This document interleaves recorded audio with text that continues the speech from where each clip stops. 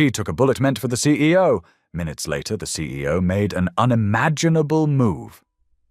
A brave bodyguard throws herself in front of a sniper's shot, and the whole world watches in shock as the coldest boss in the country suddenly steps forward with a decision no one saw coming. But that was only the beginning. Because while she fights for her life in a hospital bed, something far darker rises behind the cameras, something the CEO hoped would never come back. The shooter wasn't a stranger, and now the woman who saved him is the only leverage a hidden enemy wants. Whispers start spreading.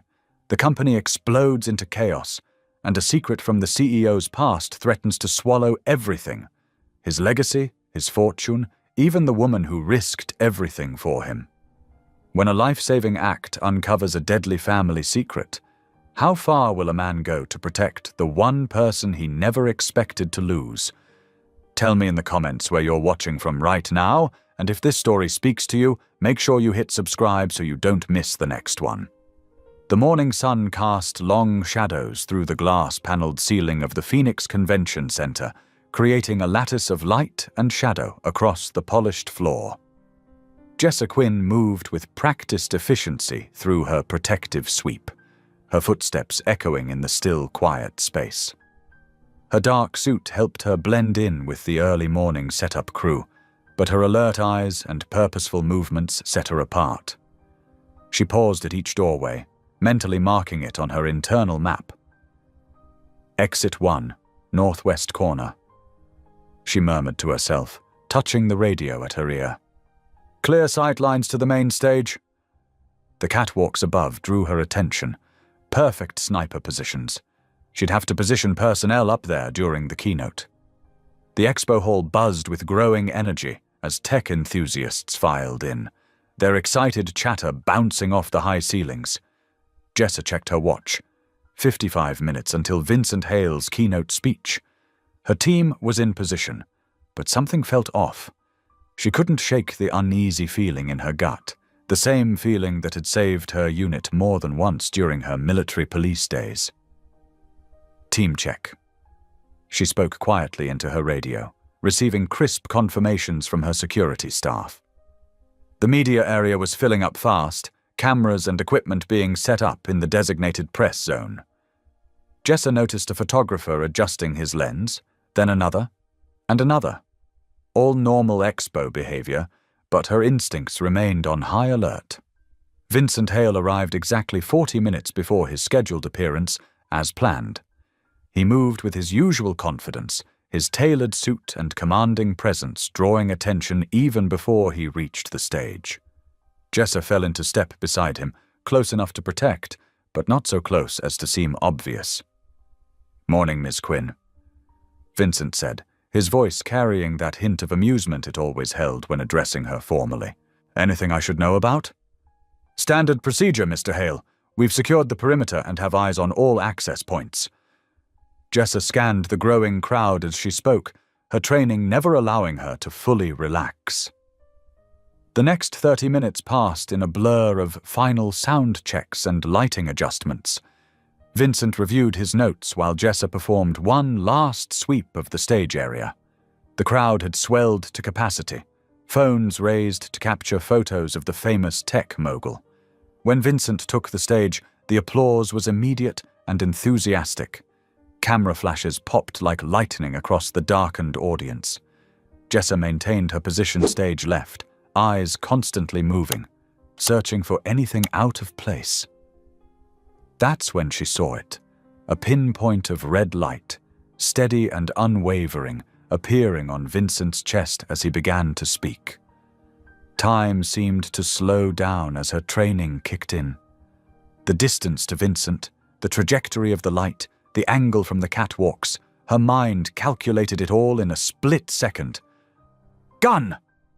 she shouted, already in motion. Her legs propelled her forward with explosive force, muscles responding to years of conditioning. Vincent had only begun to turn toward her voice when she reached him. The impact of her body against his was forceful, but controlled, designed to move him out of the line of fire. The crack of the rifle shot came a split second later, followed by screams from the audience. Jessa felt the bullet strike her back, just below her left shoulder. The pain was immediate and intense, like being hit with a white-hot hammer.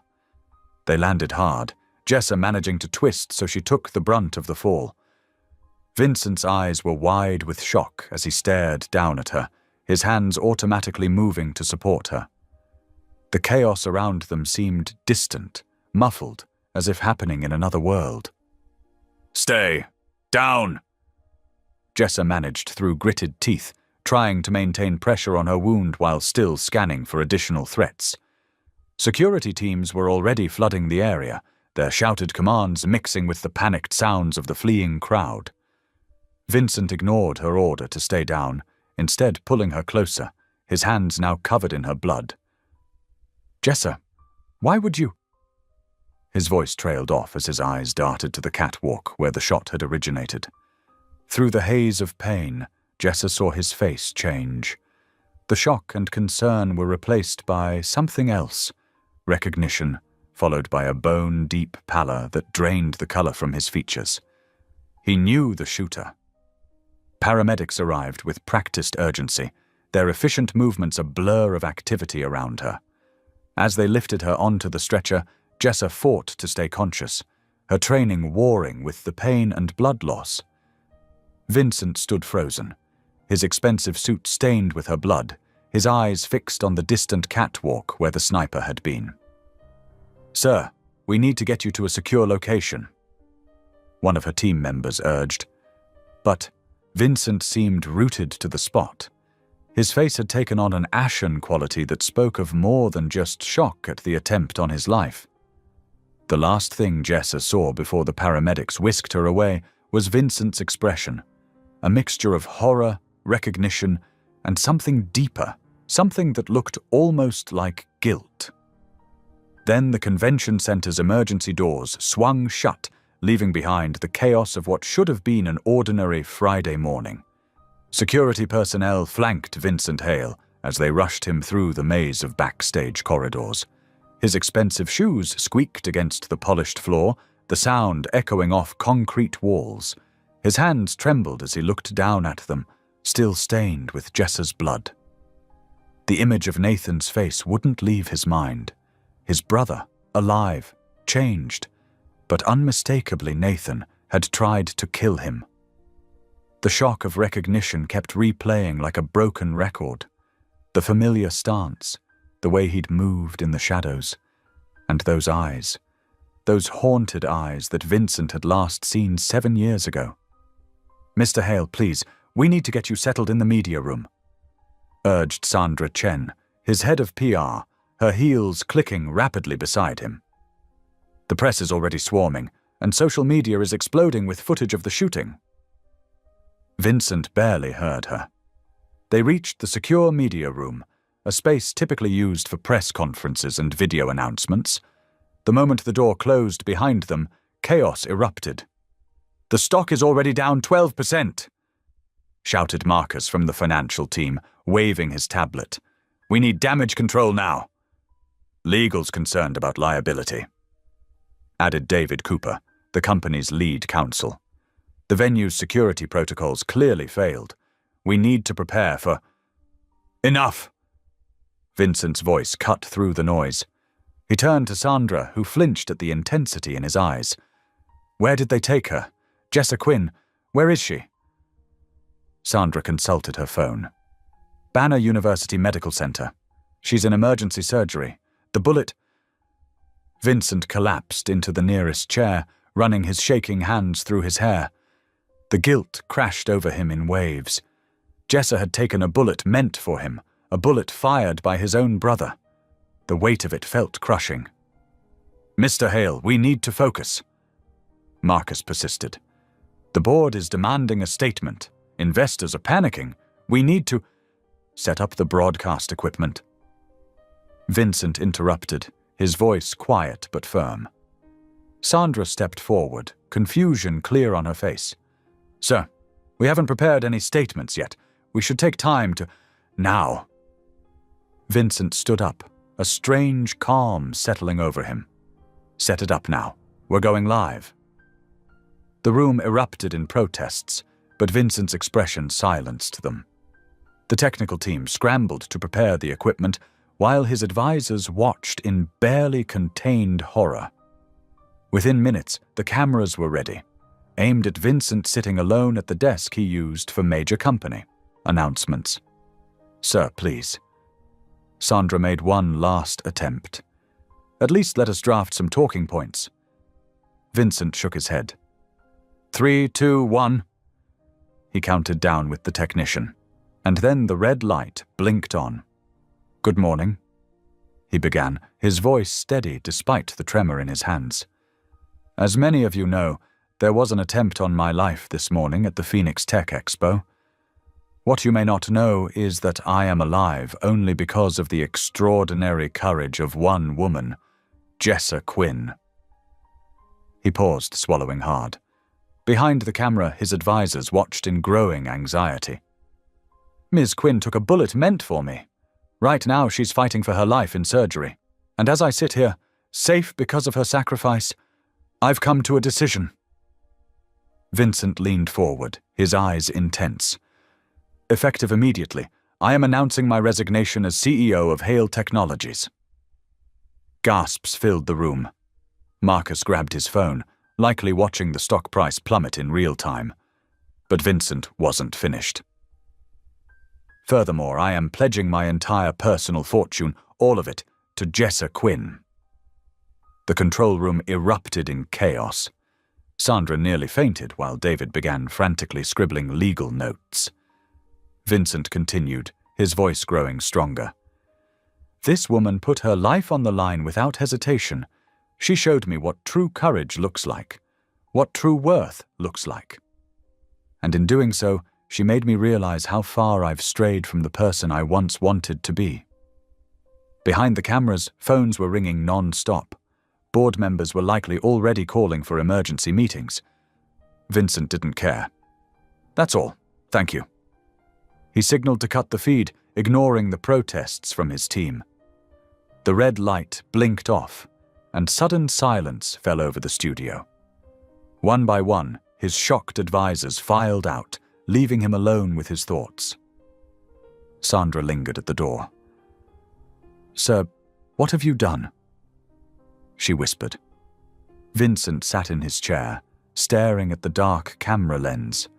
The magnitude of what he'd just done began to sink in. He'd essentially given away billions of dollars on live television. He'd thrown his company into chaos. The board would be furious. The shareholders would revolt.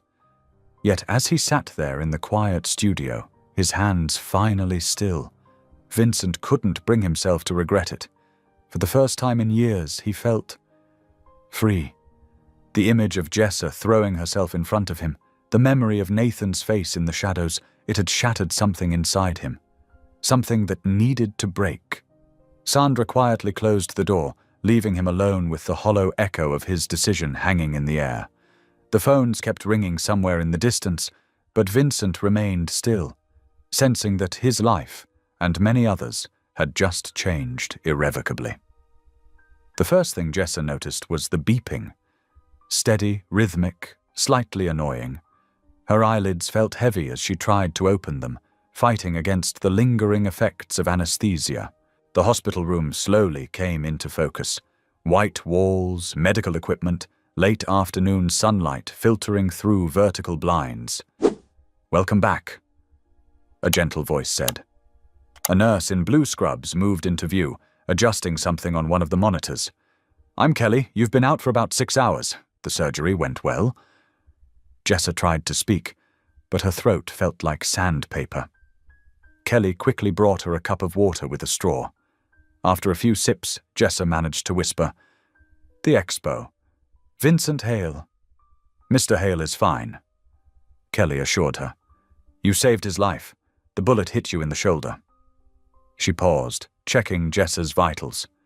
"How's your pain level? Scale of 1 to 10? 4. Maybe 5. Jessa responded, becoming more alert. She noticed muffled voices and commotion coming from outside her room. Through the small window in the door, she could see 2 security guards stationed outside. Why are there guards? Kelly busied herself adjusting Jessa's IV drip. Dr. Matthews will be in shortly to explain everything. Try to rest until then. But rest seemed impossible as Jessa became increasingly aware of the chaos beyond her door. She could hear what sounded like dozens of people talking, cameras clicking, occasional shouting. It reminded her of press scrums she'd seen during her military police days, but that made no sense here. 20 minutes later, Dr. Matthews entered, a tall woman with graying hair and kind eyes. "Ms. Quinn, I'm glad to see you awake. I'm the surgeon who operated on you. The bullet grazed your scapula, your shoulder blade, but fortunately missed any vital organs or major blood vessels. You're very lucky." "Doesn't feel lucky," Jessa muttered, wincing as she tried to shift position. "That's understandable. You'll need several weeks of recovery and physical therapy, but we expect a full return of mobility." The doctor glanced at the door, where the noise outside seemed to be growing louder. "Though I suspect your biggest challenge might not be physical?" Jessa followed her gaze. "Why are there reporters here? I can hear them. This isn't normal for one security guard getting shot, even at a high-profile event." Dr. Matthews sighed, pulling up a chair. "Ms. Quinn, are you aware of what happened after you were brought here?" "I was unconscious," Jessa said slowly. "The last thing I remember was the expo, seeing the laser sight on Vincent's chest, and then pain. About 2 hours after your surgery began, Mr. Hale made an unexpected broadcast. The doctor seemed to choose her words carefully. He announced his immediate resignation as CEO of Hale Technologies." Jessa blinked in surprise. "He what?" "And," Dr. Matthews continued, "he pledged to give you his entire personal fortune." The room went silent except for the steady beeping of the heart monitor, which was starting to speed up. "He... what?" Jessa repeated, certain she'd misheard. "Perhaps you should see for yourself." The doctor reached for the TV remote and turned on the wall-mounted screen. The hospital channel flicked to a news network where a panel of commentators sat around a desk, arguing animatedly. The caption below read, "Hale's billions. Does security guard deserve massive fortune?" "This is unprecedented," one pundit was saying. "We're talking about roughly $20 billion. No one gives away that kind of money on impulse." "She took a bullet for him," another countered. "What's the price tag on a human life? But does one heroic act justify—" Dr. Matthews muted the TV but left it running. Jessa stared at the screen, watching footage of herself collapsing at the expo play on repeat. Her head was spinning. "The media arrived within minutes of his announcement," the doctor explained. "We've had to increase security throughout the hospital. There are protesters and supporters gathered outside." As if on cue, the chants from the street became clearer through her third-floor window. Jessa could make out competing voices. "Share the wealth," followed by, "Hero, hero." "This can't be real," Jessa whispered, her training kicking in as she automatically assessed threats and exits, a habit that had saved Vincent's life hours earlier. "He can't just give me billions of dollars. That's insane." "The legal and financial experts on TV seem to agree with you," Dr. Matthews said, nodding toward the screen where the muted debate continued. "They've been discussing the logistics and legality of it all day." A commotion in the hallway drew their attention. Through the door's window, Jessa could see photographers trying to get shots past the security guards. Signs were visible in their hands. "American hero" and "Greed kills" among them. "We've had to turn away dozens of reporters," the doctor said. "Everyone wants the first interview with the $20 billion woman. That's what they're calling you now." Jessa closed her eyes, feeling overwhelmed. Her shoulder throbbed, but it was nothing compared to the weight of what she was hearing. She had done what any good security professional would do, protect their charge. She hadn't wanted recognition, let alone a fortune that could buy a small country. "I never wanted any of this," she whispered, opening her eyes to see her face plastered across the TV screen again. The footage had changed to her military photos, showing her in uniform during her Army MP days. They were discussing her background now, dissecting her life for the hungry 24-hour news cycle. The reality of her new situation hit her like a second bullet. She wasn't just Jessa Quinn anymore, the quiet, competent security specialist who preferred staying in the background. She had become the center of a national storm, thrust into a spotlight she never sought. Outside, the chants grew louder. Her heart monitor continued its steady beeping. On the TV, silent figures argued about her worth. And Jessa lay there, trapped between gratitude for being alive and a deep, unsettling knowledge that her life would never be the same. Vincent Hale sat alone in his home office, facing the large monitor mounted on the wall. The evening sun cast long shadows across the room as 15 angry faces stared back at him through the video conference. Each board member's expression ranged from barely contained fury to open disgust. "This is absolutely unprecedented," Gerald Morton, the board's chairman, said through clenched teeth. His face had turned an alarming shade of red. "You can't simply announce the transfer of $20 billion on a whim, Vincent. The shareholders are in an uproar." Vincent remained still, his fingers laced together on his desk. The weight of the day pressed down on his shoulders, but he kept his posture straight, refusing to show weakness. "I made my decision, Gerald." "A decision?" Patricia Reynolds, another board member, practically spat the words. "This isn't like choosing what tie to wear. You've potentially destabilized the entire company. Our stock dropped 12% in 3 hours." The screen showed their faces in neat little boxes, like a digital jury ready to pass judgment. Vincent had sat through countless video conferences before, but never one where he felt so alone, or so certain of his choice. "Have you completely lost your mind?" Thomas Chen leaned closer to his camera. "This security guard, this Jessa Quinn, she was doing her job. That's what we pay her for. You don't owe her your entire fortune." Vincent's jaw tightened. "She took a bullet meant for me. And she'll be well compensated through our standard protocols." Gerald cut in. Insurance, hazard pay, a generous bonus, all reasonable responses. But this is madness. "The press is having a field day," Patricia added, waving a tablet at her camera. "Social media is exploding. Half the world thinks you're a saint, the other half thinks you've gone insane, and our legal team says your announcement was completely unauthorized." Vincent watched as his board members nodded in agreement. These were people he'd worked with for years, people who'd helped build Hale Technologies into what it was today. But right now, they felt like strangers. "The transfer announcement is invalid," Gerald declared. "We'll issue a retraction immediately. Blame it on emotional trauma from the attack. The media will eat that up, and everything can go back to—" "No." Vincent's voice was quiet but firm. "I beg your pardon?" "I said no." Vincent leaned forward. "I won't retract my statement." The board erupted in protests. Multiple voices talked over each other, their faces growing more animated on the screen. Vincent waited until Gerald raised his hand for silence. "Vincent," Gerald said, trying to sound reasonable. "You must understand our position. This isn't just about the money.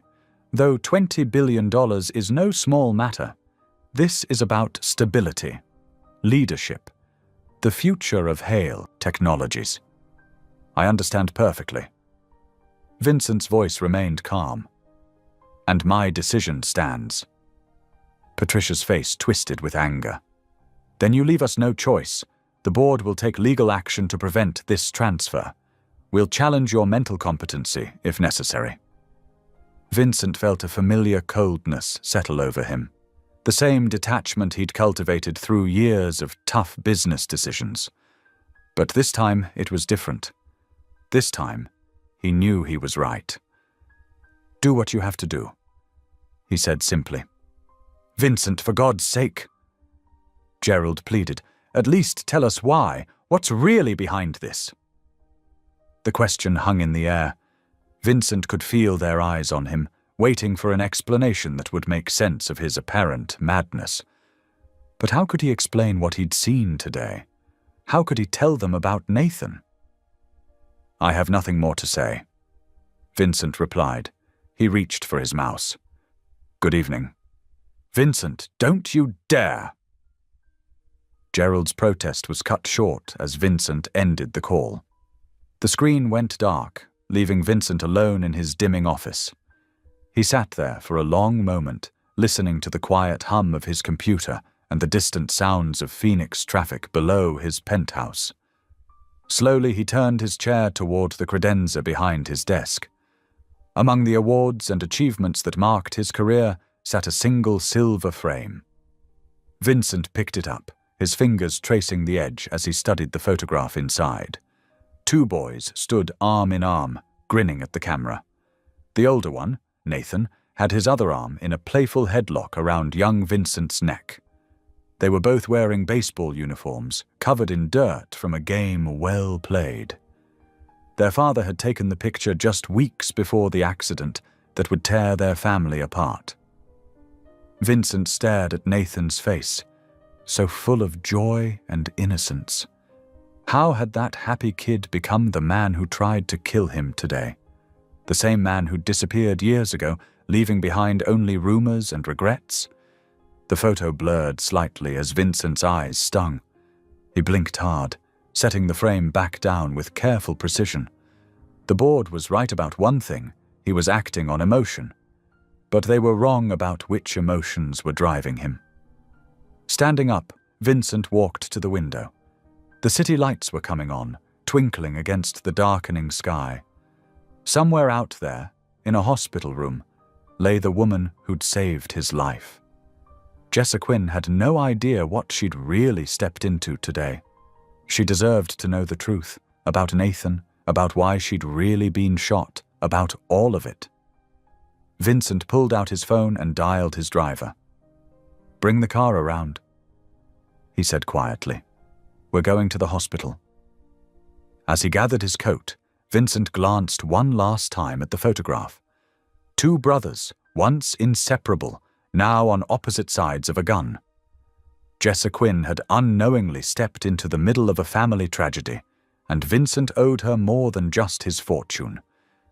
He owed her the truth. The elevator dinged its arrival, ready to take him down to the waiting car. Vincent straightened his tie, squaring his shoulders against whatever would come next. The board could threaten all they wanted. Some things were more important than money or power. Some things were worth any price. The morning sun filtered through the hospital window, casting long shadows across the sterile floor. Vincent Hale stood in the corridor, flanked by 4 security guards in dark suits. His own reflection in the window showed a man who hadn't slept. Dark circles under his eyes, his usually immaculate suit slightly rumpled. "Mr. Hale," the nurse said softly. "Miss Quinn is awake and stable. You can see her now." Vincent nodded, then turned to his security team. "Wait here. Sir, we strongly advise—" "Wait, here." His tone left no room for argument. The hospital room was quiet except for the steady beep of monitors. Jessa Quinn lay propped up against white pillows, her normally athletic frame looking small in the hospital bed. Despite the ordeal she'd been through, her eyes were alert and focused as they met his. "Mr. Hale," she said, her voice slightly hoarse. "Please, call me Vincent." He hesitated by the door. "May I come in?" She gestured to the chair beside her bed. "It's your hospital. I assume you own it." A ghost of a smile crossed his face. Actually, no. Though after yesterday's announcement, The media probably thinks I own half of Phoenix." He settled into the chair, noticing how she tensed slightly at the mention of his broadcast. "How are you feeling?" "Like I got shot." She managed a weak smile. "But the doctors say I'll recover fully. Though I'm more concerned about why you're here at 7 in the morning with an army of security outside my door." Vincent leaned forward, clasping his hands together. The weight of what he needed to say pressed down on him like a physical burden. "What I'm about to tell you, it will change everything. And you deserve to know the truth, especially after what you did for me." Jess's expression grew serious. "This is about the shooter, isn't it?" "Yes." Vincent took a deep breath. "The man who tried to kill me yesterday was my brother, Nathan." The words hung in the air between them. Jess's eyes widened slightly, but she remained silent, waiting for him to continue. "Nathan was a decorated Army Ranger. Multiple tours, countless commendations. He was everything I wasn't. Brave, principled, honest." Vincent's voice grew thick with emotion. "But 3 years ago he discovered something about our family's company. Something that changed him." "What did he find?" Jessa asked quietly. "Corruption.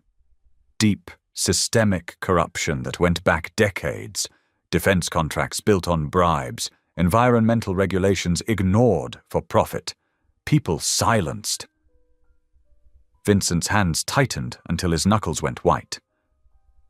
"When Nathan brought the evidence to our father, he expected him to be outraged, to help expose it. All. Instead, they tried to buy his silence." Jessa finished, her law enforcement training helping her see the pattern. "Worse, they tried to destroy him. Fabricated evidence of mental instability, leaked false stories to the press, froze his assets." Vincent stood abruptly, pacing the small room. "By the time I learned what was happening, it was too late. Nathan had disappeared. Everyone assumed he'd had a breakdown, gone off the grid. But I knew better. He was planning something." Jessa shifted in her bed, wincing slightly at the movement. "And yesterday was what he was planning?" Vincent turned to face her. "Yesterday was just the beginning. Nathan won't stop until he exposes everything, or dies trying. And now..." He gestured helplessly at her. "Now you're in the middle of it all. The whole world thinks you're about to become a billionaire. You're no longer just the woman who saved my life. You're a target." "For Nathan?" "For everyone. The board is already moving to block the transfer. The media is digging into your past. And Nathan..." Vincent returned to his chair, his voice dropping. "Nathan will see you as either an obstacle or an opportunity. Either way, he'll come for you." Jessa was quiet for a long moment, processing everything she'd heard. When she finally spoke, her voice was steady. "Your brother. He was a good man once. Something specific must have pushed him over the edge, something beyond just discovering corruption." Vincent looked up, surprised by her insight. "Yes, I've wondered that myself." "Then that's where we start." Jessa's expression was determined, despite her pale complexion. "We need to find out what really happened to Nathan. What turned a decorated soldier into someone who would try to kill his own brother?" "We?" Vincent asked. "Yes, we. I'm already involved, Mr. Hale. I took a bullet that was meant for you. And if what you're saying is true, there's more at stake here than just your family drama." Vincent studied her face, seeing the same quiet strength that had made her step in front of a bullet yesterday. "It will be dangerous. Nathan is highly trained, and he's not the only threat we'll face. I was military police for 8 years." Jessa replied. "I can handle danger. What I can't handle is knowing there's a truth that needs to be uncovered and doing nothing about it." A noise in the hallway made them both look towards the door. The moment of decision had arrived. "All right," Vincent said finally. "We work together, but we do this carefully. Nathan is out there somewhere, watching, planning his next move. Jessa nodded, her expression grim but resolved. Then let's find out what turned your brother from a hero into a man who shoots at innocent people. Because somewhere in that story is the truth that could stop all this before anyone else gets hurt. The morning sun had climbed higher now, filling the room with light that seemed at odds with the dark conversation that had just taken place. Outside, the world continued to buzz about Vincent's shocking announcement and Jessa's heroic act. But inside this quiet hospital room, two people had just formed an alliance that would lead them into dangers neither of them could fully imagine, all in search of a truth that could either save or destroy them all. The afternoon sun cast long shadows through the hospital room as Dr. Chen reviewed Jessa's discharge papers one final time. Her fingers traced the bandages beneath her hospital gown, the soreness a constant reminder of how close she'd come to death. The wound is healing well, Dr. Chen said, making notes on her tablet. But you need to take it easy for at least 2 weeks, no strenuous activity, and change the dressing twice daily. Jessa nodded, already eyeing the fresh clothes that hospital staff had brought in, dark joggers and a loose-fitting sweater that wouldn't irritate her injury. What about the pain? I'm prescribing medication, but use it sparingly. The doctor handed her a white paper bag. And remember, just because you can move doesn't mean you should overdo it. A gentle knock interrupted them. Vincent stood in the doorway, his usual crisp suit replaced by more casual attire, though Jessa suspected even his casual clothes cost more than her monthly rent. The car is ready, he said quietly. Security's cleared a path through the crowd. Jessa's stomach tightened at the word crowd. She'd heard them through her window all morning, the chants, the arguments, the constant buzz of helicopter news crews circling overhead. A nurse helped her dress while Dr. Chen gave final instructions. Each movement sent small jolts of pain through her chest, but Jessa kept her expression neutral. Years of military training had taught her how to compartmentalize discomfort. Ready? Vincent asked as she emerged from the bathroom. As I'll ever be. They moved through the hospital corridors, flanked by 4 security guards in dark suits. Staff members stopped to stare. Some smiled encouragingly. Others whispered behind raised hands. Jessa focused on putting one foot in front of the other. The noise hit her first when they reached the lobby, a wall of sound that made her instinctively want to retreat. Through the glass doors, she could see hundreds of people pressed against police barriers. Signs waved above the crowd. Hero nurse deserves every penny, and corporate greed kills, and marry me, Jessa! Stay close to me, Vincent murmured. Don't engage with anyone. Head straight for the black SUV. The doors opened. The roar became deafening. Miss Quinn, over here. Jessa, how does it feel to be a billionaire? What are you going to do with the money? Did you plan this with Vincent Hale? Camera flashes exploded like strobe lights. Microphones thrust toward her face. The security team formed a tight box around them, shoulders touching as they moved through the narrow corridor of police barriers. Jessa kept her eyes forward, trying to ignore the chaos. 20 feet to the car. 15. 10. She could feel her wound protesting each step, but she refused to show weakness. Finally, the SUV door opened. Vincent helped her inside, then slid in beside her. The door thunked shut, muffling the noise instantly. Tinted windows sealed them away from the grasping crowds. As they pulled away from the curb, Jessa let out a shaky breath. Is it always like this for you? Sometimes worse, Vincent replied, his expression grim. But you'll be safe at the house. I've arranged everything. They wound through downtown Phoenix, and Jessa couldn't help staring at the digital billboards that seemed to mock her at every intersection. Phoenix hero nurse set to inherit billions. Hale Industries stock plummets after CEO's shock announcement. "Who is Jessa Quinn?" Her own face looked down at her from 30 feet high, a photo probably pulled from her social media. She quickly looked away. "The safe house is about 40 minutes outside the city," Vincent explained, pulling out a tablet. "We've installed state-of-the-art security systems. Armed guards patrol the perimeter 24/7. No one gets in or out without clearance." Jessa nodded, trying to focus on the practical details instead of the surreal situation. "What about communications?" "Secured satellite phones only. No personal devices allowed. They're too easy to track." He handed her a slim black phone. "This connects directly to security and to me. Your family can reach you through a special monitored line." The city gradually gave way to desert landscape. Saguaro cacti stood like sentinels against the darkening sky. Jessa watched the sun sink towards the horizon, painting the clouds in shades of purple and orange. "I have Nathan's military records," Vincent said after a long silence. "Personnel files, mission reports, psychological evaluations, everything up until he disappeared. We'll go through them tonight." "Looking for what exactly?" The moment everything changed, there has to be something, some mission or incident that made him vulnerable to whatever he discovered later. Vincent's hands clenched in his lap. The brother I knew wouldn't have become this person without a reason. The SUV turned onto a private road, winding up into the foothills.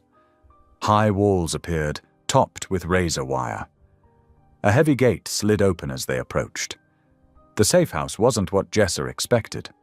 Instead of a fortress, it was a sprawling, ranch-style home that blended naturally into the desert landscape. But she noticed the subtle signs of security. Cameras disguised as rocks, motion sensors hidden in native plants, reinforced windows that probably cost more than most cars. As they pulled up to the front door, the sun finally disappeared behind the mountains. Security lights clicked on automatically, bathing the property in a soft glow. "Welcome home," Vincent said quietly. "At least for now." Jessa stepped out of the SUV, wincing, slightly. The desert air was cooling rapidly, carrying the scent of creosote and sage.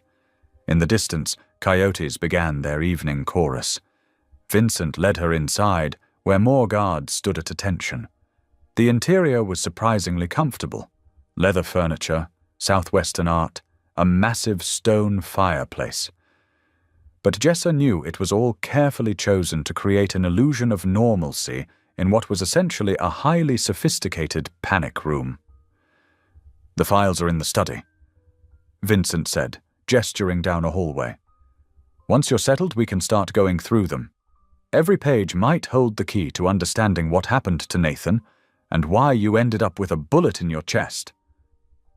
Jessa nodded, squaring her shoulders despite the pain. She hadn't asked for any of this, the fortune, the fame, the danger. But she was here now, and her military training had taught her that sometimes the only way forward was through. The sun's last rays faded from the windows as night settled over the desert. Somewhere out there, Nathan Hale was watching, waiting, planning his next move.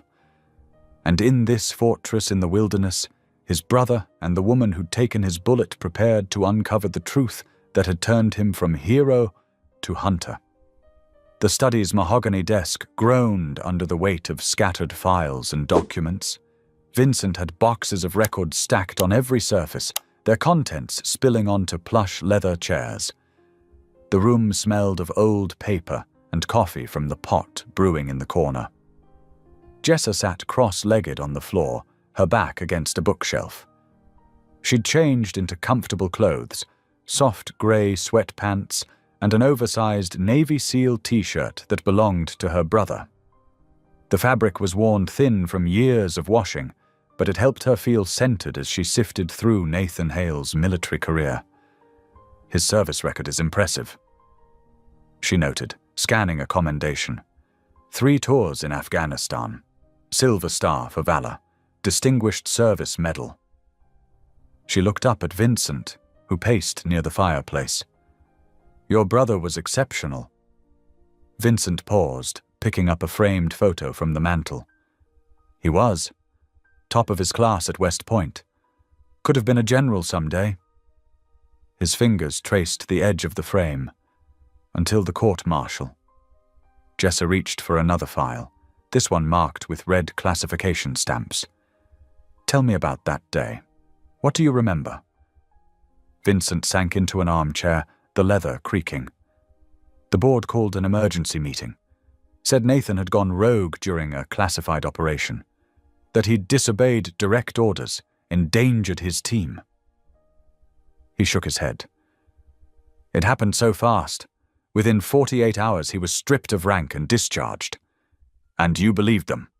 I was young, naive." Vincent's voice carried the weight of regret.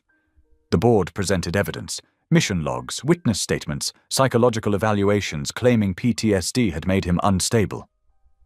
Jessa spread the court-martial, documents across the floor in chronological order. Her MP training kicked in as she studied dates, signatures, chain of command. Something's not right here. Vincent joined her on the floor, careful not to disturb her organized layout. "What do you see?" "The timeline's wrong." She pointed to several documents. "Look, the psychological evaluation is dated 3 days before the incident it claims triggered Nathan's breakdown. And these witness statements..." She shuffled papers. "They're identical, word for word in places. That never happens with genuine testimony." Vincent leaned closer, brow furrowed. "Could be a clerical error with the dates. One mistake, maybe. But this whole file is full of inconsistencies." Jessa pulled out more papers. The board's emergency meeting was scheduled before the incident supposedly occurred. They were ready to move against Nathan before anything happened. The grandfather clock in the corner struck 11, its deep chimes echoing through the quiet house. Outside, crickets chirped in the desert darkness. "Here," Jessa said suddenly, holding up a yellowed document. "Your father's original succession plan. Nathan was named primary heir to both the company leadership and family fortune." Vincent took the paper with trembling hands. "I never saw this. The board told me father changed his mind before he died, that he'd recognized Nathan was too unstable for the responsibility." They lied. Jessa's voice was gentle but firm. They manufactured that whole court-martial to discredit Nathan and remove him from succession. The question is why? Vincent stood abruptly, running his hands through his hair. Nathan must have discovered something. Something big enough that the board was willing to destroy his entire career to silence him. Jessa gathered the suspicious documents into a separate pile. "We need to track down these supposed witnesses and find the real mission logs from that operation, not these sanitized versions. The board will have buried anything incriminating," Vincent said. "But maybe..." He crossed to a filing cabinet and pulled out more boxes. "These are father's personal records. He kept copies of everything, especially in his final years when he grew suspicious of the board." They worked in comfortable silence for the next hour, the only sounds the rustling of paper and occasional sips of coffee. Jessa found herself studying Vincent when he wasn't looking, the way his shoulders tensed when he found something troubling, how he absently rubbed his thumb across his father's signature. "You're good at this," Vincent said suddenly, breaking the quiet. "The investigative work." "Military police training," she explained. "You learn to spot patterns, inconsistencies, and people are surprisingly bad at maintaining lies across multiple documents." Vincent nodded, then winced as he stretched his neck. "I should have questioned things back then, should have stood up for Nathan." "You can't change the past," Jessa said softly. "But you're trying to make it right now. That counts for something." The clock struck midnight, and Jessa couldn't suppress a yawn. The pain medication was wearing off, making her shoulder throb. Vincent noticed immediately. "We should stop for tonight. You need rest to heal." Just a little longer. Jessa protested, but another yawn betrayed her. The files will still be here in the morning. Vincent insisted, standing and offering her a hand up. We've made good progress. Jessa accepted his help, grimacing slightly as she rose. First thing tomorrow, I want to map out everyone involved in that court-martial. Follow the paper trail, see where it leads. Vincent nodded, gathering the most important documents into a secure folder. I'll have security do background checks on all the witnesses, see where they are now. At the study door, Jessa paused. Thank you for trusting me with this. I know it can't be easy, digging up painful family history. Thank you for helping me see the truth. Vincent replied quietly. Even if it's not the truth I wanted to find. They parted ways in the hallway, Jessa to her secure suite, Vincent to his own quarters. But both knew sleep would be elusive, their minds racing with questions about Nathan Hale and the conspiracy that had torn apart his life. The desert night wrapped around the safe house like a blanket, hiding secrets in its shadows. But inside, two people had begun to unravel a web of lies that had held for years. And somewhere out there, Nathan waited, perhaps hoping someone would finally discover the truth he'd tried to expose so long ago. The morning sun cast long shadows across the desert landscape as Vincent's armored SUV wound through the quiet suburban streets of Mesa, Arizona. Jessa watched subdivisions blur past her window, each identical house a stark contrast to the mounting revelations about Nathan's past. Security sweep came back clean, Vincent said, checking his phone. No suspicious activity around the safe house overnight. Jessa nodded, adjusting her sling. The pain in her shoulder had dulled to a manageable ache, but the morning's medication made her head feel slightly fuzzy. Did Colonel Reeves seem surprised when you called? Very. Said he hadn't spoken about Nathan in years. Vincent turned onto a tree-lined street of modest ranch homes. This is it, 423 Saguaro Lane. The house looked exactly like its neighbors, tan stucco, terracotta roof tiles, desert landscaping. Only a small American flag by the door and carefully trimmed hedges hinted at its military resident. Vincent's security team did a quick sweep of the perimeter before giving them the all-clear.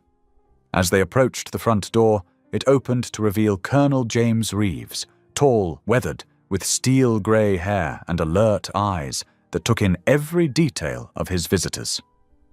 Mr. Hale, he said carefully, then looked at Jessa. And Ms. Quinn, please, come in. The interior was neat but lived in, with family photos and military memorabilia lining the walls. Reeves led them to a sunny kitchen that smelled of fresh coffee. I have to admit, he said, pouring 3 cups, I never expected to have this conversation, especially not with you, Mr. Hale. Call me Vincent, please. Vincent accepted his cup. We're here about Nathan. The colonel's hand stilled briefly. I figured as much after the shooting made the news. He gestured for them to sit at the kitchen table. I recognized his work. Clean shot, perfect positioning. If Ms. Quinn hadn't moved so quickly... He trailed off, studying Jessa. That was impressive reaction time, by the way. Thank you, sir. Jessa wrapped her good hand around her coffee mug. But we're more interested in what happened to Nathan during his last deployment. Reeves' expression tightened. That's ancient history. Not to Nathan, Vincent said quietly. And not to us, now that we've found irregularities in the court-martial records. A long silence filled the kitchen. Outside, a lawnmower droned, and wind chimes tinkled in the morning breeze. Finally, Reeves sighed heavily.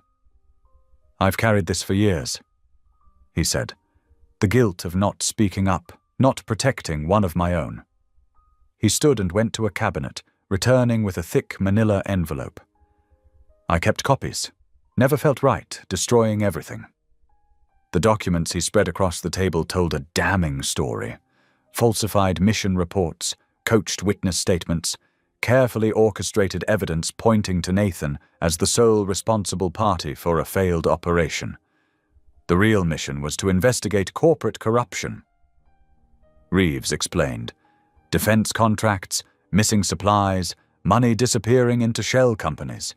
Nathan's team got too close to some powerful people, including several with connections to the Hale Industries board.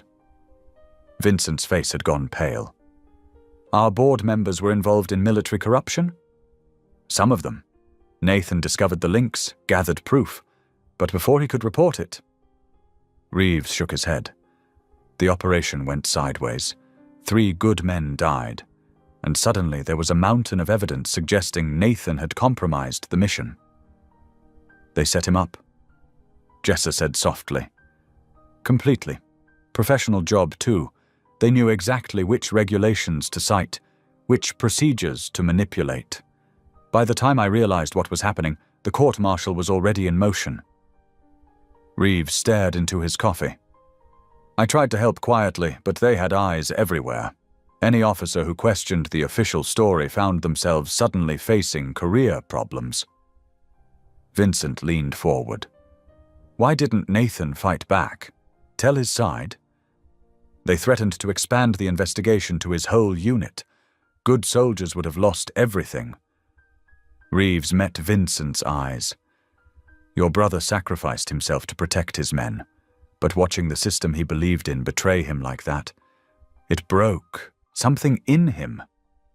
Jessa sorted through the documents with practiced efficiency.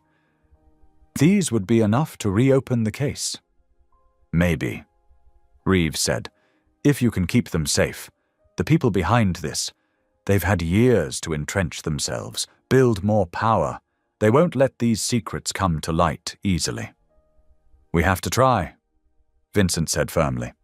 For Nathan's sake. The colonel studied them both.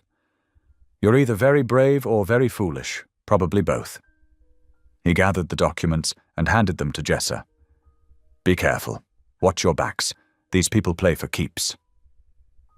They thanked him and left, the morning sun now high overhead. The drive back was quiet, both of them processing the weight of what they'd learned. I never knew, Vincent said finally, his voice rough. All these years I thought Nathan had simply lost his way. The board used you too, Jessa pointed out. They manipulated everyone to protect themselves, and now they're probably planning to do it again. Vincent's hands tightened on the steering wheel. We need to move carefully with this information. Jessa nodded, looking down at the envelope in her lap. Inside was proof of corruption that stretched from corporate boardrooms to military courts, a web of lies that had destroyed Nathan's life and now threatened to entangle them as well. The safe house appeared ahead, its security features hardly visible in the bright desert day. But as they pulled into the gated drive, both felt the weight of Reeves' warning. The truth they sought would not come without a fight, and powerful people would do anything to keep their secrets buried. The afternoon sun cast long shadows across the safe house driveway as Vincent and Jessa returned from their meeting with Colonel Reeves. Security personnel opened the gates, and Vincent guided the SUV to a stop, but neither made a move to get out right away. Vincent stared through the windshield, his hand still gripping the steering wheel. I keep thinking about what Reeves said, about Nathan protecting his men. His voice was quiet, almost fragile. All these years I thought I knew who my brother was, who I was. Jessa watched him carefully, noting the tension in his shoulders, the way his usual mask of control had started to crack. Let's go inside, she suggested gently. We both need some water, and my shoulder could use a break. They made their way into the house, where Jessa sank gratefully onto the living room couch, while Vincent brought them both water. The room felt safer somehow, its thick walls and security systems creating a bubble where truth could finally emerge. Vincent paced the length of the room, his movements restless. "You know, when I made that announcement about giving you my fortune, people assumed I'd lost my mind." He gave a hollow laugh. "Maybe I did, but sitting here now, knowing what we know—" He stopped pacing and turned to face her. "Money isn't the answer. It never was." Jessa set her water glass down, carefully. "What do you mean?" "I've been thinking about what real change looks like." Vincent sat down across from her, leaning forward with an intensity she hadn't seen before. "Not just throwing money at problems, but creating lasting reform. The kind that prevents people like Nathan from being betrayed by the systems meant to protect them. That's a big goal," Jessa said carefully. "It is, but that's what your mother would have wanted, isn't it?" Jessa's breath caught. They hadn't discussed her mother before, though Vincent had obviously read her personnel file. Vincent continued, his voice softening. "I read about her work. 20 years teaching ethics at the police academy, developing programs to help officers serve with integrity.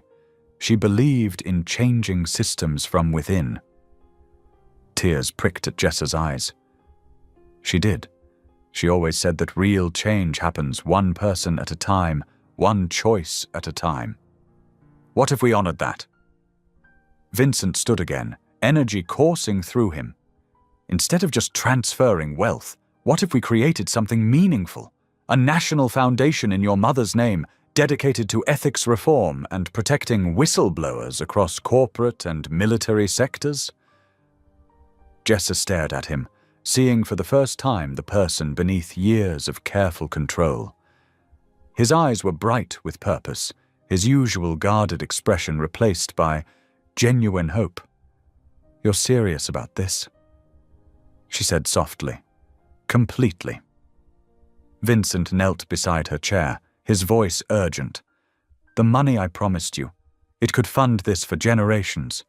Create real oversight, support people who stand up against corruption, provide legal protection for truth-tellers like Nathan. Your mother's values could shape institutions long after we're gone." Tears spilled down Jessa's cheeks. "She would have loved that," she whispered. "She always said money wasn't as important as doing what's right. She was a wise woman." Vincent's own eyes were suspiciously bright. I think I needed to meet someone like you, someone who lives those values, to remember what matters." They spent the next several hours at the dining room table, drafting mission statements and organizational structures. Vincent's business expertise merged with Jessa's understanding of ethics and integrity, creating something neither could have envisioned alone. "The Margaret Quinn Foundation for Ethics and Justice," Vincent read from their notes, "dedicated to promoting institutional integrity and protecting those who defend it, with an emphasis on military and corporate reform," Jessa added, massaging her sore shoulder, "and specific support for whistleblowers and their families." Vincent was already making calls to his legal team, setting the machinery in motion to transfer funds and establish the foundation. His voice carried a new authority, not the cold power he'd wielded before, but something warmer and more certain. As evening settled around the safe house, they ordered dinner and continued working. Jessa noticed how Vincent's whole demeanor had changed. The rigid set of his shoulders had relaxed, and occasional smiles softened his features. "I haven't felt like this since I was a kid," he admitted, setting down his phone after another legal call. "Back when Nathan and I still believed we could change the world." "Maybe you still can," Jessa said. "Just not in the way you originally thought." Vincent looked around at their scattered papers, mission statements, organizational charts, reform proposals. "You know what's strange? For years I've run one of the largest companies in the world. But this—" he gestured at their work. "This feels more real than anything I've done before." "Because it is real," Jessa said simply. This isn't about power or money. It's about doing what's right. Vincent nodded, a genuine smile transforming his face. My board is going to hate this even more than the original plan. Good, Jessa said, making him laugh. As night fell outside, they continued refining their plans, energized by shared purpose. The foundation was taking shape, not just as a memorial to Jessa's mother, but as a force for the kind of change both of them believed in. Vincent looked up from his laptop, where he'd been reviewing legal documents. In the soft lamplight, Jessa could see the peace in his expression, a look she suspected had been missing for many years. Thank you, he said quietly. For what? For showing me another way, for helping me remember who I wanted to be before everything got so complicated. He closed the laptop, his movements deliberate. I think this is the first time I've felt hopeful since Nathan and I were children. Jessa smiled, understanding exactly what he meant.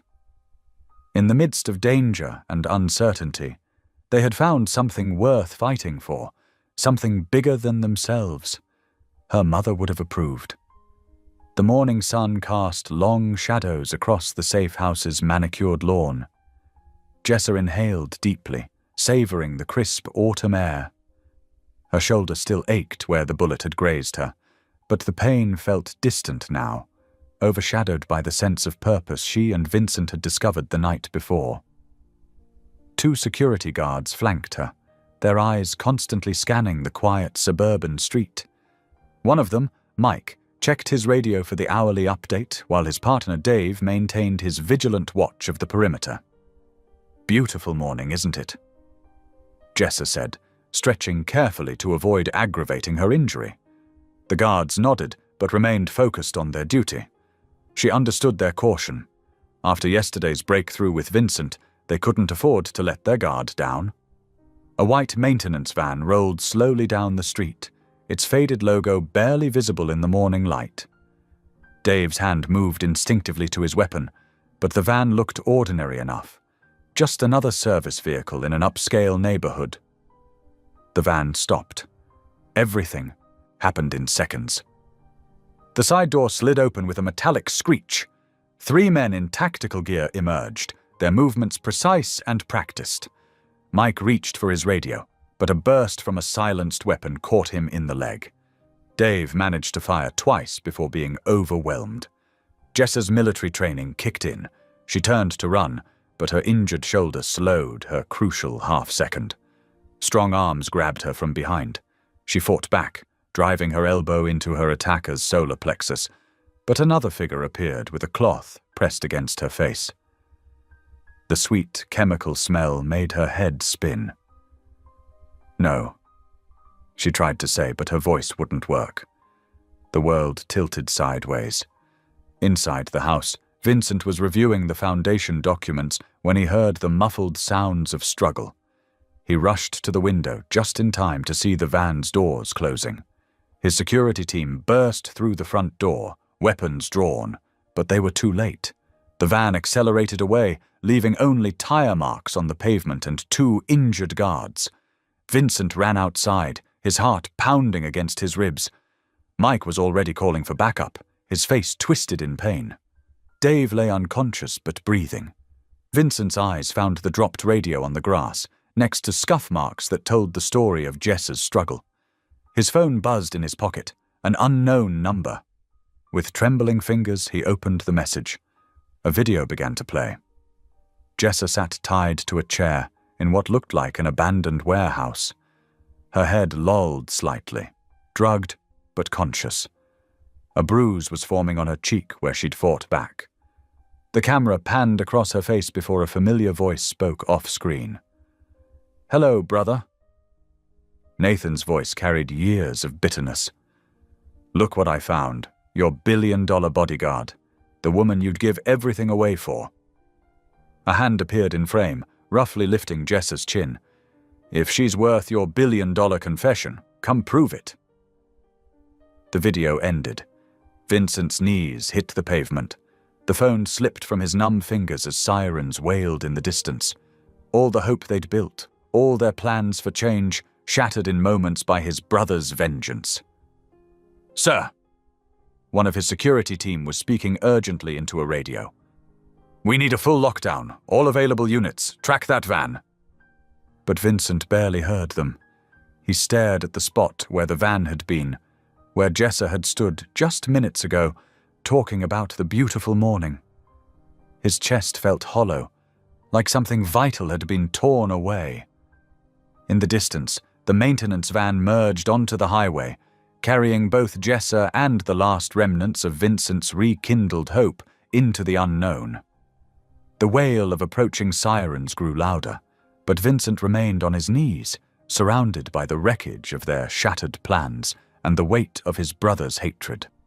The morning sun continued to rise over the quiet suburban street, indifferent to the violence that had just unfolded, beneath its warm rays. "Sir," one of his security team touched his shoulder. "We need to get you inside. It's not safe out here." Vincent nodded mechanically, but his mind was trapped in the loop of Nathan's words. Come prove it. His brother had taken Jessa not just as revenge, but as a test, a brutal examination of Vincent's newfound conscience. The security team helped him to his feet and guided him back into the house. Emergency vehicles were arriving, their lights painting the walls in alternating red and blue. Vincent moved as if in a dream, his thoughts scattered between the foundation documents they'd worked on all night and the image of Jessa bound and drugged in that warehouse. He had failed to protect her. After everything she'd done, taking a bullet for him, helping him find his way back to his true self, he had failed her. The weight of that knowledge pressed down on him until he could barely breathe. The hope that had bloomed so brightly just hours ago lay in pieces around him, scattered like the morning dew under the rising sun. Vincent's hands shook as he dialed the first number. His voice cracked when he spoke to the 911 dispatcher, forcing himself to stay clear and focused, despite the panic clawing at his chest. "This is Vincent Hale. I need to report a kidnapping at 782 Oakwood Drive. The victim is Jessa Quinn." Within minutes, police cruisers converged on the safe house, their lights painting the morning sky in urgent flashes of red and blue. Vincent paced the living room, making call after call, his private security team, former military contacts, anyone who might help find her. Colonel Reeves arrived just as the police were setting up their command center. The older man's face was grim as he stepped through the door, his military bearing evident even in civilian clothes. "Tell me everything," Reeves said, cutting straight to the point. Vincent described the attack while police technicians worked to trace the video message. His security team had already pulled footage from their perimeter cameras, showing the maintenance van's approach and the swift, brutal efficiency of the attack. "Nathan's gotten better at tactical operations," Reeves observed, studying the grainy footage. "These weren't amateurs. He's built himself a team." Vincent ran his hands through his disheveled hair. "I should have had more security. I should have—" "Stop." Reeves cut him off. "Guilt won't help her now. We need to work the problem." The colonel pulled out his phone and started making calls of his own. Within an hour, 3 of Jessa's former military police colleagues arrived, still wearing their civilian work clothes, but carrying themselves with unmistakable purpose. "Sarah Martinez," the first introduced herself, "served with Jessa in Germany. These are Mike Chen and Tom Rodriguez. We're here to help." They transformed the safe house's dining room into an operations center. Maps spread across the table. Laptops, displaying traffic camera feeds. Phone calls to traffic control centers and security companies with cameras along possible escape routes. Vincent refused all suggestions to rest, working alongside them hour after hour. His eyes burned from staring at screens, tracking the van's path through Phoenix's morning traffic. Each time they lost it, someone found another camera angle, another glimpse of the vehicle weaving through side streets. "There!" Sarah pointed at a frame, enhancement software sharpening the image. "That's definitely our van.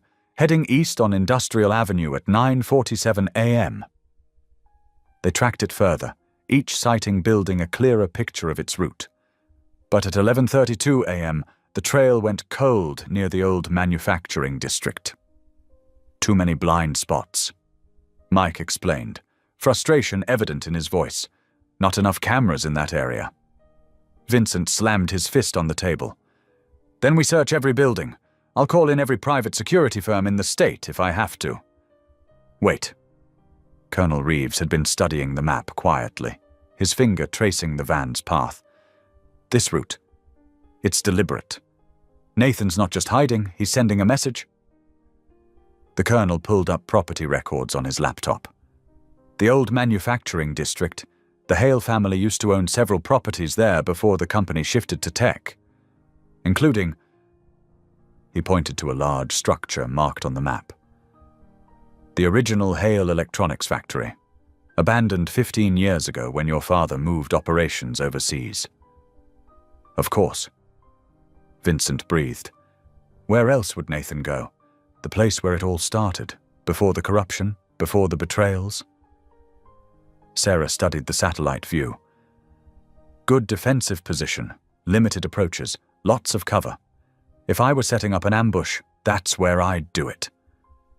Then that's where we're going, Vincent said, his voice hard with determination. Colonel Reeves held up a hand. Not without a plan. Nathan will be expecting us. He'll have the building rigged, his team positioned. We need to be smart about this. They spent the next 2 hours planning, studying building layouts, and coordinating with local law enforcement. Vincent's security team prepped their gear, while Jessa's MP colleagues outlined tactical approaches. As dusk approached, they gathered in the safe house garage. 2 unmarked vans held their rescue team, a mix of private security, former military, and police tactical units. Vincent checked his protective vest for the 3rd time, ignoring the concerned looks from the others. Colonel Reeves pulled him aside. You don't have to go in personally. Let the professionals handle this. Vincent shook his head. He's my brother. This is between us. Jessa's only involved because of me. He took a deep breath. I have to face him. The colonel studied him for a long moment, then nodded. Just remember, Nathan isn't the same person you knew. Be prepared for anything. The garage door opened to reveal the purple-orange sky of sunset. Vincent climbed into the lead van, his heart pounding, but his mind clear. For the first time since the kidnapping, he felt a grim sense of purpose. Sarah checked her weapon one final time before speaking. We're going to get her back, Mr. Hale. Vincent nodded, his eyes fixed on the darkening horizon. Somewhere ahead, in an abandoned factory filled with ghosts of their family's past, his brother waited. And Jessa, brave, principled Jessa, was counting on them. The vans pulled out of the garage in formation, heading east toward the old manufacturing district. Vincent touched the foundation paperwork in his jacket pocket, a reminder of everything they'd hoped to build, everything they were fighting to preserve. Hold on, Jessa, he whispered. We're coming. The rescue team moved through the deepening twilight, carrying hope and determination with them into the gathering darkness. The time for planning was over. The time for action had come. The old Hale Electronics factory loomed against the night sky, a hulking shadow of rust and decay. Moonlight filtered through broken windows, casting strange patterns on crumbling concrete walls. Vincent crouched behind a loading dock with Colonel Reeves and the rescue team, studying the building's dark outline. 2 guards at the north entrance. Sarah whispered, lowering her night vision binoculars. Another pair walking the perimeter, professional mercenaries, judging by their movements. Vincent nodded, his throat tight. Somewhere in that decaying structure, his brother waited. And Jessa, brave, determined Jessa, was caught between them. The rescue team moved like ghosts through the shadows, neutralizing the exterior guards with swift efficiency. No shots fired, just quick takedowns and zip ties. Vincent's heart hammered against his Kevlar vest as they approached the entrance. Inside, the factory was a maze of old assembly lines and rusted machinery. Their footsteps echoed despite their care, breaking the heavy silence. Dust motes danced in the beams of their tactical lights. "Second floor," Colonel Reeves breathed, pointing to fresh scuff marks on the stairs. "They've been moving equipment up there." 3 floors up, in what had once been the factory's main office, Jessa Quinn sat tied to a metal chair. Her wrists were bound behind her, but her posture remained straight, dignified. She watched Nathan Hale pace before her, his movements sharp with barely contained energy. "You don't understand what he took from me," Nathan was saying, running a hand through his disheveled hair. "Everything I'd earned, my reputation, my future, my place in the family, gone because Vincent played along with their lies." Jessa kept her voice steady, gentle. "Help me understand, Nathan. Tell me what really happened." He whirled to face her, shadows dancing across his haunted features. "I discovered the board was embezzling funds through military contracts. When I threatened to expose them, they fabricated evidence, made it look like I was the corrupt one." His laugh was bitter. "And Vincent, my own brother, stood silent while they destroyed me."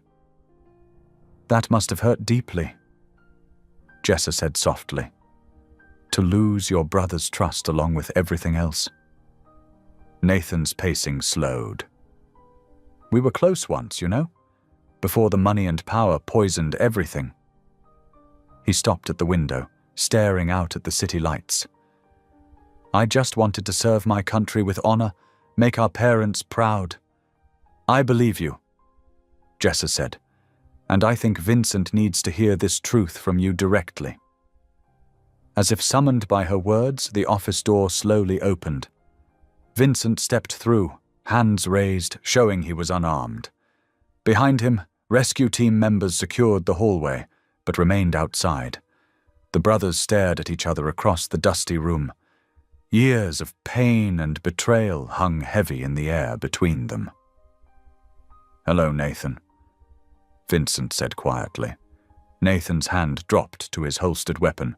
"Stay back." "I'm not here to fight." Vincent took a careful step forward. "I'm here to listen, to understand what really happened." "Now you want to listen?" Nathan's voice cracked. "After 5 years of silence, after letting them destroy everything I'd built?" "I was wrong," Vincent said.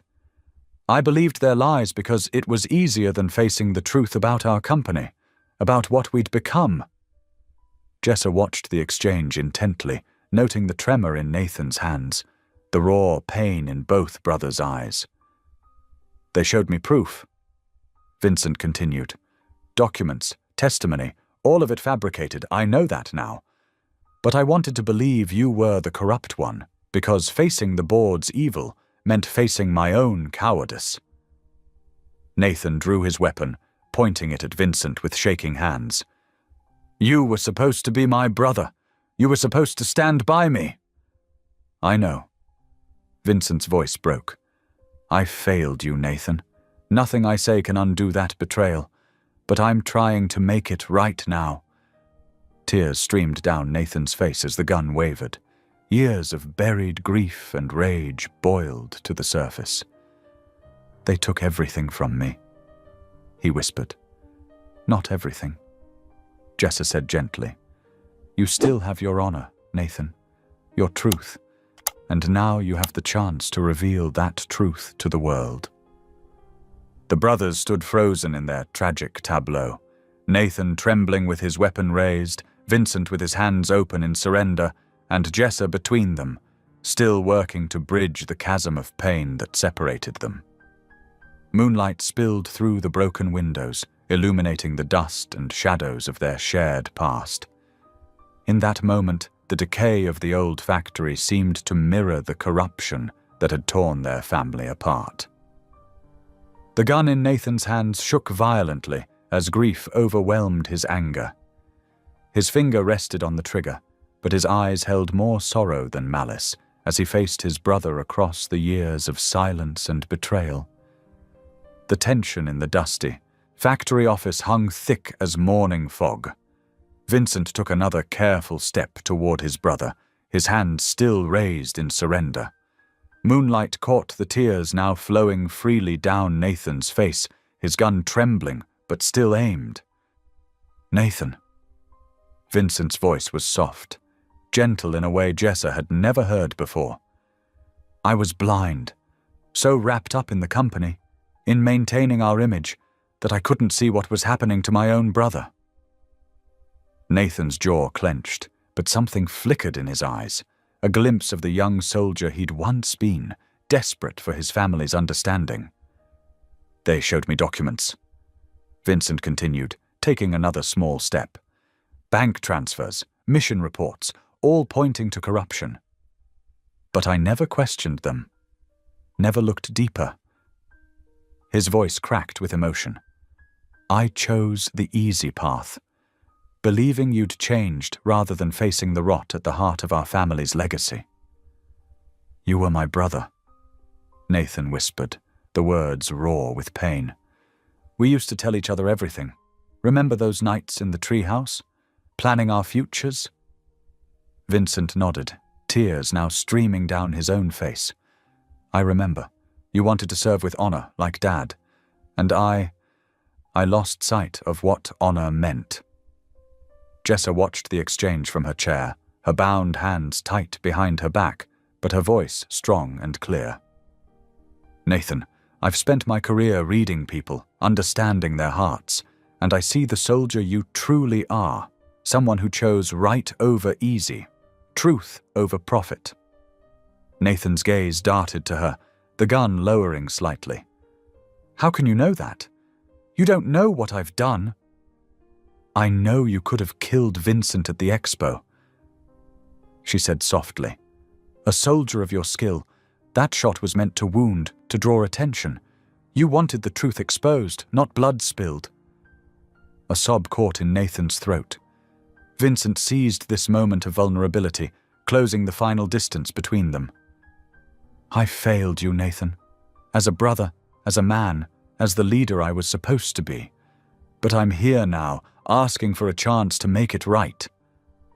"The board," Nathan choked out.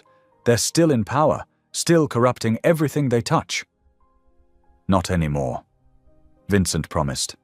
"Together we can expose them. Your evidence, my platform, we can finally bring the truth to light." The gun lowered another inch.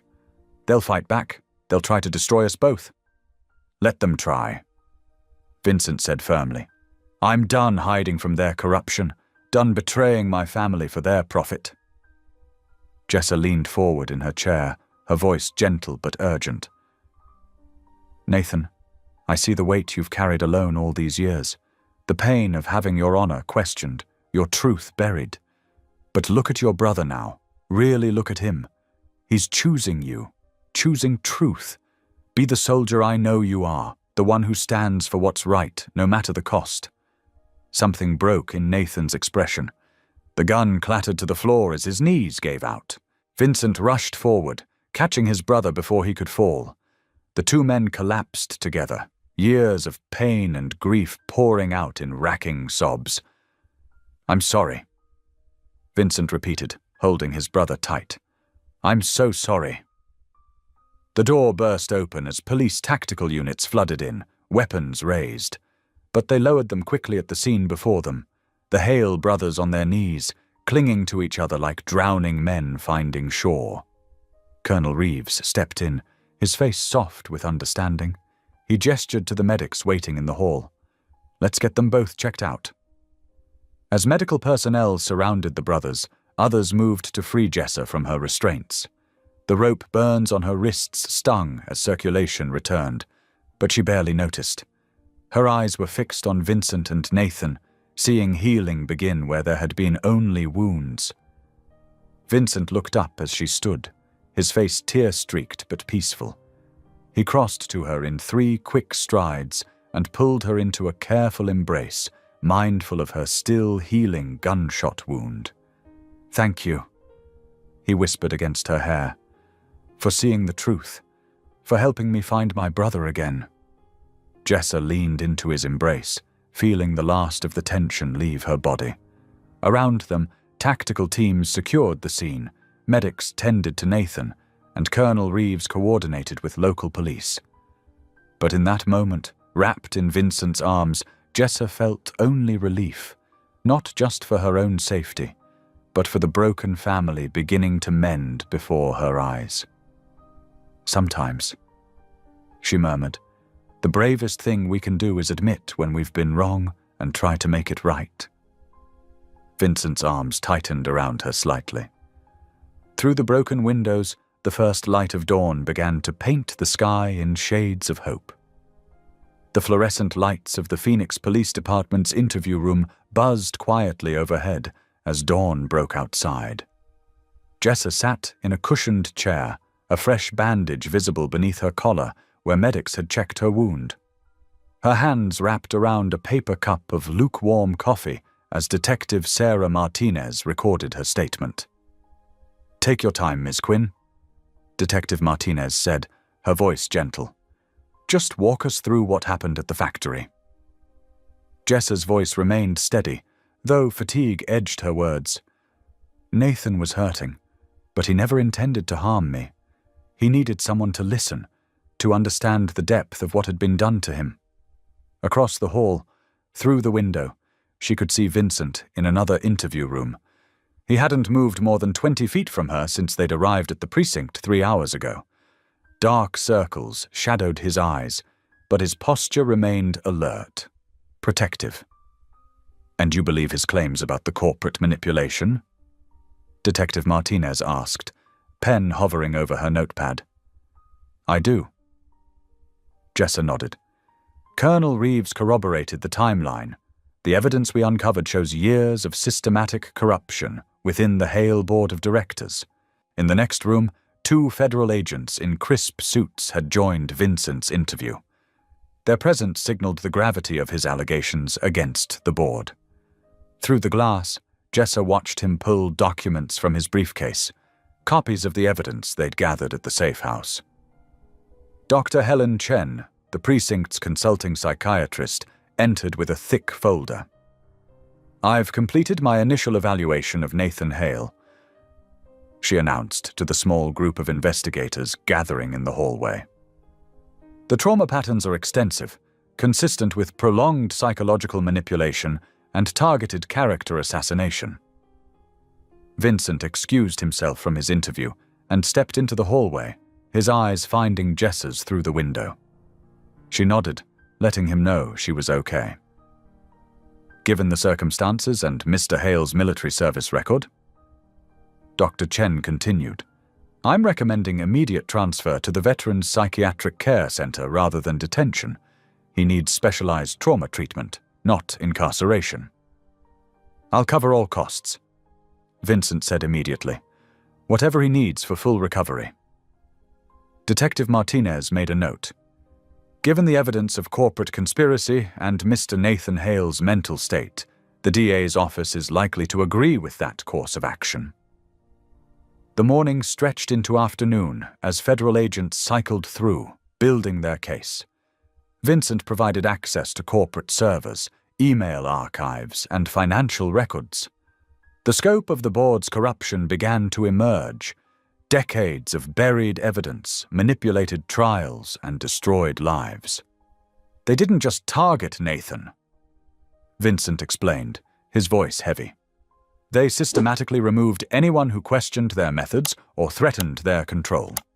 We found at least 7 other cases of character assassination and forced removal." Jessa winced as a nurse changed her bandage, the movement pulling at her healing wound. Vincent was at her side instantly. "Do you need pain medication?" he asked softly. "We can finish the statements later." She shook her head. "I'm okay. This needs to be done while the details are fresh." Federal Agent Cooper looked up from his laptop. "Ms. Quinn, Your military police background and first-hand experience with both Nathan Hale and the board's tactics make your testimony crucial. Are you willing to be a key witness as we build this case? Absolutely, Jessa said without hesitation. These people need to be held accountable. By late afternoon, a convoy of dark SUVs arrived carrying senior FBI investigators. They set up a command center in the precinct's conference room, walls quickly filling with photos and timelines. The Hale Corporation's decades of secrets began unraveling thread by thread. Nathan was transferred under medical supervision to the psychiatric facility. Before leaving, he had a brief, emotional reunion with Vincent under doctor's supervision. "I'll make this right," Vincent promised, gripping his brother's hand. "Everything they took from you, your reputation, your honor, we'll restore it all." Nathan's eyes were clearer now, the fog of trauma beginning to lift under proper care. "Just tell the truth," he said quietly. "That's all I ever wanted." As the sun began to set, federal agents moved to secure the Hale Corporation's offices. Emergency warrants were served. Board members' phones began ringing as their assets were frozen. The machinery of justice, so long stalled, finally lurched into motion. Jessa watched the flurry of activity from a quiet corner where Vincent had insisted she rest. He sat beside her, his shoulder touching hers, a steady presence in the chaos. "I never thought this day would come," he said softly. "For so long, I was part of their system, blind to what they'd done to my own brother." "You chose to see the truth when it mattered most," Jessa replied. "That's what counts." Agent Cooper approached with fresh coffee for them both. "We're going to need you both to stay in protective custody until the board members are apprehended. Some of them have already attempted to flee the country." "Whatever you need." Vincent nodded. "But we stay together. Ms. Quinn's safety remains my priority." "Agreed," Cooper said. "We've arranged a secure location. Dr. Chen has also requested Ms. Quinn receive a full medical evaluation given the stress of the kidnapping." The precinct hummed with purpose as night fell. Federal teams coordinated raids across 3 states. Corporate records were seized. Whistleblowers, emboldened by the investigation, began calling in with new evidence. Detective Martinez updated them one final time before they left for the safe house. "Nathan's settling in well at the treatment center. The doctors are optimistic about his recovery now that the truth is known, and the DA has officially opened a formal inquiry into the entire Hale Corporation." Jessa felt Vincent relax slightly beside her at the news about his brother. His hand found hers, squeezing gently. "Ready to go?" he asked softly. She nodded, standing carefully. Her body ached from the events of the past 24 hours, but her spirit felt lighter. Justice, so long delayed, was finally beginning. As they walked out under heavy security, the night sky was clear and star-filled above Phoenix. Federal agents moved purposefully around them, coordinating the next phase of investigations. The Hale Corporation's facade of respectability was crumbling, and in its place, truth was emerging into the light. The morning sun filtered through the hospital-grade windows of the treatment facility's visiting room. A week had passed since the dramatic events at the factory, giving everyone time to heal, both physically and emotionally. Jessa sat across from Nathan Hale, noting how different he looked in just 7 days of proper care. The wild desperation had faded from his eyes, replaced by a quiet awareness. "I don't deserve your forgiveness," Nathan said softly, his hands clasped tightly in his lap. "After what I did to you? But you have it anyway," Jessa replied with gentle firmness. "My mother always taught me that forgiveness isn't about what people deserve. It's about breaking cycles of pain." Nathan's shoulders relaxed slightly at her words. "The doctors say I'm making progress. Understanding what was done to me doesn't excuse my actions, but it helps explain them. That's why we're launching the foundation. Jessa explained. To help others who've been victims of systemic abuse and corruption. To give them voices and resources before they reach breaking points. Across town, Vincent was experiencing his own transformation. In the Hale Corporation's main conference room, he stood before the newly appointed interim board members, his posture straight and purposeful. "My resignation as Chief Executive Officer will take effect in 30 days, he announced clearly. This isn't a retreat or an admission of wrongdoing. This is about choosing a new direction, one that honors truth and service above profit. The interim board members, carefully vetted professionals with records of ethical leadership, nodded in understanding. The federal investigation had revealed the depth of the previous board's corruption, leading to multiple arrests and asset seizures. Later that afternoon, Jessa and Vincent met at the downtown office space being renovated for the Jessa Quinn Foundation for Underserved Youth. Sunlight streamed through the floor-to-ceiling windows, illuminating the fresh paint and new furnishings. The contractor says we'll be ready for tomorrow's opening ceremony, Vincent said, reviewing the checklist on his tablet. The media response has been overwhelming, in a good way this time. Jessa ran her hand along a newly installed desk. It still feels surreal. A month ago I was just doing my job. Now you're changing lives. Vincent finished softly, starting with mine. They toured the space together, reviewing the different areas, counseling rooms for youth mentorship, educational spaces for job training, meeting rooms for support groups. Each element had been carefully planned to serve communities often overlooked by traditional charitable organizations. The initial funding is secure, Vincent explained as they walked. $5 billion in an irrevocable trust with strict oversight to prevent any manipulation. The foundation will be able to operate independently and expand its services nationwide. Jessa paused by a wall where workers were installing the foundation's mission statement in elegant lettering. Empowering youth through truth, service, and second chances.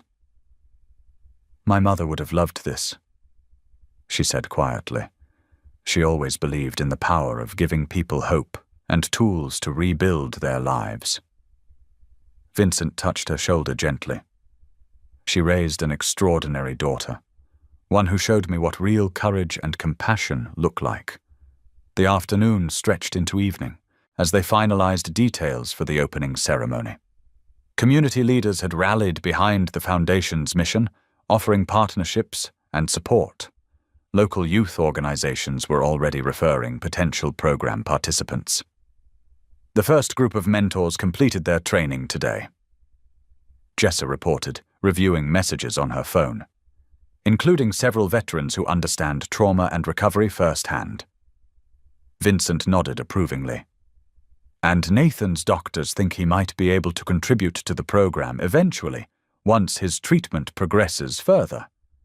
His experience could help others avoid similar paths. As night fell over Phoenix, they stood together at the windows overlooking the city lights. The foundation space hummed with purpose and possibility.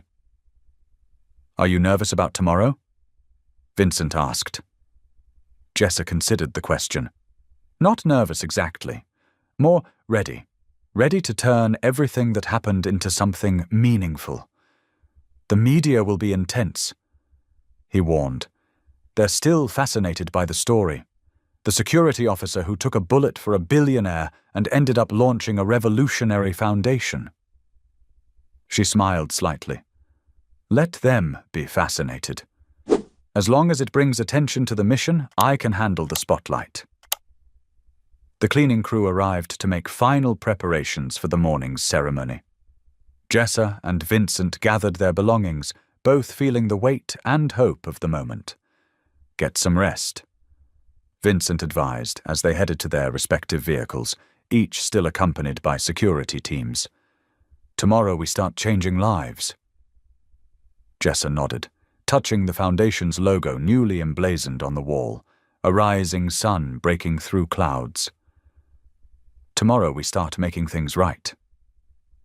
Back at her temporary residence, Jessa reviewed her speech for the opening ceremony one final time.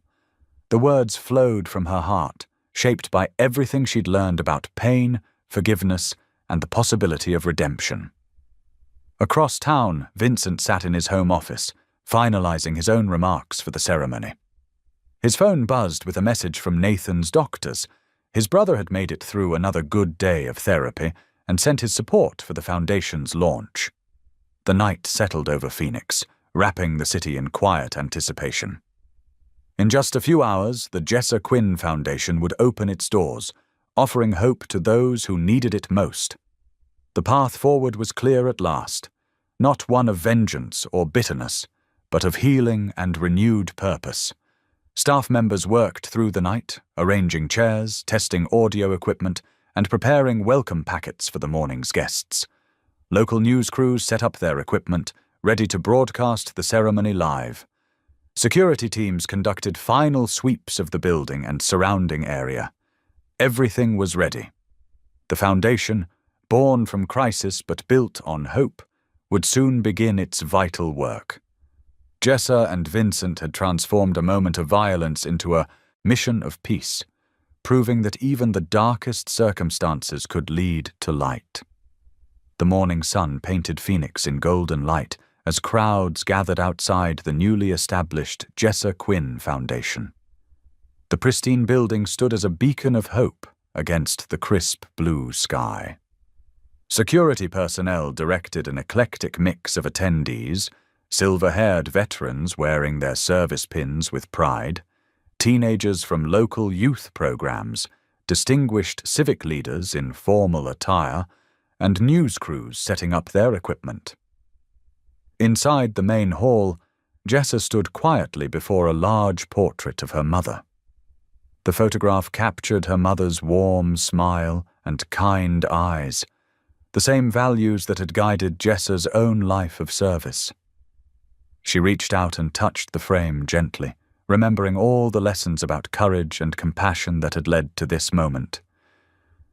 "Your mother would be incredibly proud," Vincent said softly, approaching from behind.